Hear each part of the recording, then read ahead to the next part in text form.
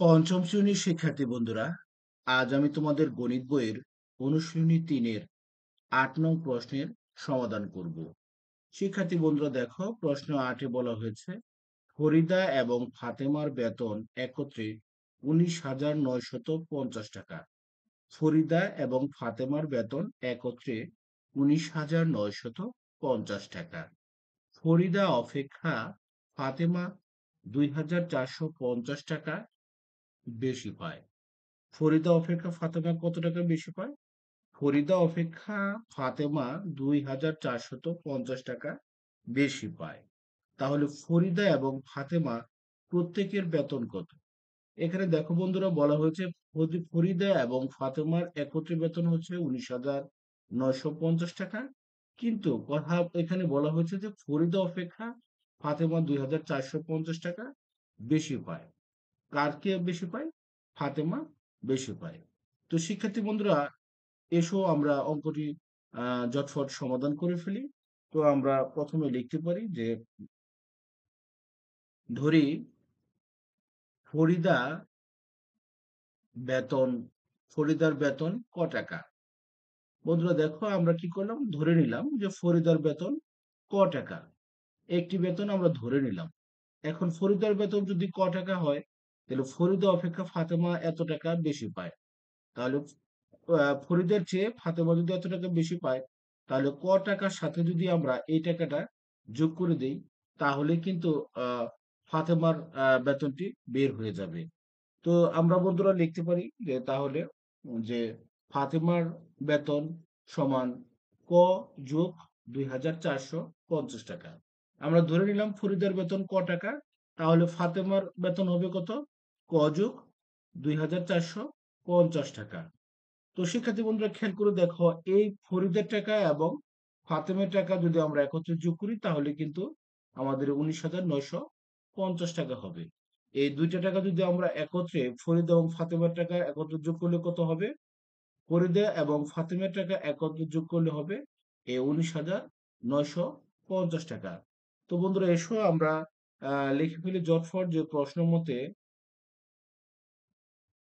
মতে ক যোগ ক।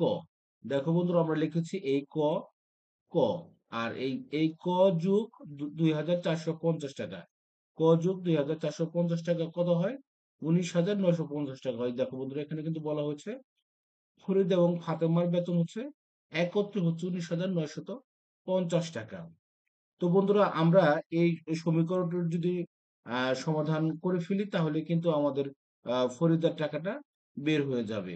আর ফরিদার টাকা বের হলে কিন্তু আমরা ফাতেমার বেতনের পরিমাণটাও আমরা বের করতে পারবো। তো প্রথমে আমরা কি করব, ফরিদার বেতন বের করব, তারপর আমরা ফাতেমার বেতন জটফট বের করে ফেলবো।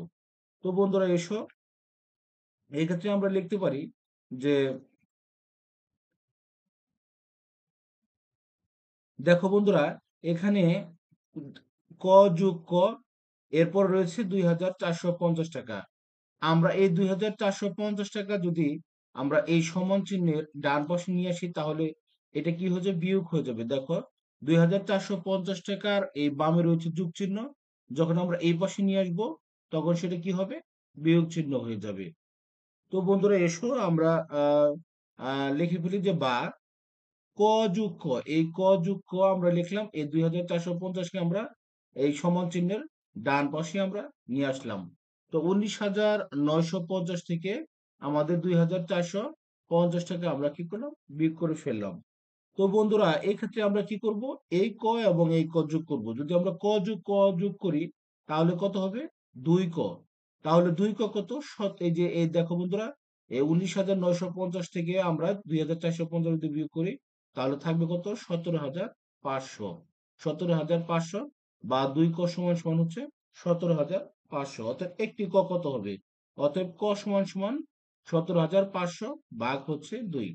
১৭,৫০০ ভাগ হচ্ছে ২। তো ১৭,৫০০ কে যদি আমরা ২ দিয়ে ভাগ দিই, তাহলে ভাগফল হবে ৮,৭৫০ টাকা। তাহলে আমরা কি করেছি বন্ধুরা? দেখো বন্ধুরা, আমরা প্রথমে কি করেছি? ফরিদা এবং ফাতেমার বেতন যোগ করেছি।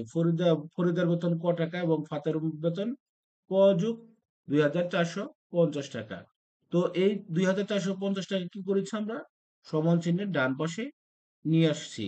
তো সমান চিহ্নের ডান পাশে যখন নিয়ে আসছি ২,৪৫০ টাকা কি হয়েছে? বিয়োগ হয়ে গেছে।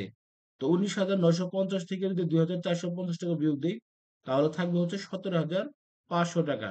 বা ২ ক সমান সমান হচ্ছে ১৭,৫০০ টাকা। অতএব ক হচ্ছে ১৭,০০০। এখন এই দেখো বন্ধুরা, এই ২ টা কিন্তু এখানে গুণ অবস্থায় ছিল, যে কটা কর এই ২ টা এখানে এসে ভাগ হয়ে গেছে। অতএব ক সমান সমান ১৭,৫০০ ভাগ ২। ১৭,৫০০ কে যদি আমরা ২ দিয়ে ভাগ দিই তাহলে কত হবে? ৮,৭৫০। কিভাবে দেখো, এই ১৭ কে প্রথমে আমরা ২ ভাগ দিলে ৮ দুগুণে ১৬। এখান থেকে ১৭ থেকে ১৬ বিয়োগ করে থাকবে ১, থাকবে হচ্ছে ১ আর ৫ হচ্ছে ১৫। এখন ৭ দুগুণে ১৪, থাকবে হচ্ছে কত? ১। এখন বন্ধুরা দেখো, ১০ যদি নিয়ে আসি তাহলে কত হবে? ৫ দুগুণ ১০। যেহেতু শূন্যের মধ্যে ভাগ দেবো না, সেজন্য শূন্য আমরা বসিয়ে দিয়েছি। অতএব ক সমান সমান ৮,৭৫০ টাকা। ক যদি ৮,৭৫০ টাকা হয়, তাহলে সেটা হচ্ছে কার বেতন? ফরিদার বেতন। কার বেতন? ফরিদার বেতন। তাহলে ফরিদার আমরা লিখতেই পারি যে অতএব ফরিদার বেতন ৮,৭৫০ টাকা। অতএব আমরা লিখতে পারি যে ফরিদার বেতন অতএব ফরিদার বেতন ৮,৭৫০ টাকা। অতএব ফাতেমার বেতন কত হবে? অতএব ফাতেমার বেতন, আমরা যদি ৮,৭৫০ এর সাথে যদি এই দেখো বন্ধুরা, এই ২,৪৫০ টাকা বেশি ছিল ফাতেমার, সেটা যদি যোগ করে দেই তাহলে কি ৮,৭৫০ সাথে যদি ২,৪৫০ টাকা যোগ করে দেই, তাহলে উত্তর হবে ১১,২০০ টাকা। কত হবে? ৮,৭৫০ এর সাথে ২,৪৫০ যোগ করলে হবে কত? ১১,২০০ টাকা। কিভাবে সেটা? এই শূন্যের সাথে শূন্য যোগ করলে হবে শূন্য, ৫ এর সাথে ৫ যোগ করলে হবে ১০, ১০ এর শূন্য লিখেছি, হাতে রয়েছে ১। সে ১ যদি আমরা ৭ এর সাথে যোগ করি হবে ৮, ৮ এর সাথে যদি আমরা ৪ যোগ করি হবে ১২, ১২ আর ২ লিখেছি, হাতে রইল ১, সেই ১ যদি ৮ এর সাথে যোগ করি হবে ৯, ৯ এর সাথে ২ যোগ করলে হবে ১১।